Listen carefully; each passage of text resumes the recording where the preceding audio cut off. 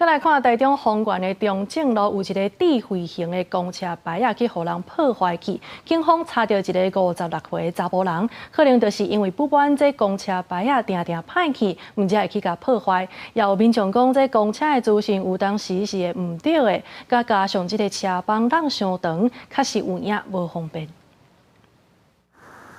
这个公车牌啊，用幕去打起来。台中丰原中正路大丰社区头前这个智慧型公车牌啊。10时暗时啊，传出去互破坏，民众17报案，警方根据监视器的画面，锁定是一个56岁姓张的查甫人做的。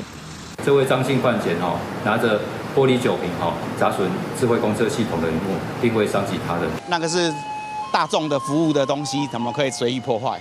根据警方了解，这个查甫人那像是因为不满这个智慧型公车牌啊，因为车载故障才甲破坏。查缉到案了后，会以刑法毁损公物罪嫌来上班。有乘载来这个公车牌啊坐车的民众讲，确实有感觉这个站牌资讯无准确。车子不来就不来，一来就来了2-3台，就没有时间看，就很不方便啊。我也不知道什么原因啊，就常常就宕机啊。如果你没有时间，你根本就不知道车什么时候会来啊。台中市公共运输捷运工程处表示，这个公车牌啊是利用太阳能发电，不过因为光线不够，地势资讯无同步。目前其他智慧型的站牌拢无问题，除了会改向台电来申请电力，嘛会向这个破坏人要求赔偿。另外，嘛有民众感觉讲离峰的时间公车是真恶等。没办法吧，因为它就是离峰时间，你懂吗？它不是一般正常的，比如上学下学的。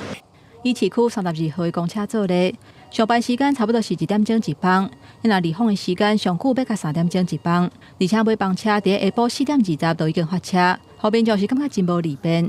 市府讲这甲驾驶员登记无够有关系。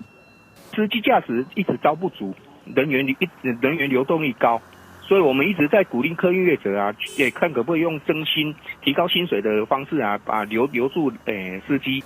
台中市公共运输捷运工程处表示，目前会尽量依持上下班的时间稳定发车，嘛甲业者讨论增加诱因，弥补卡手无够的问题。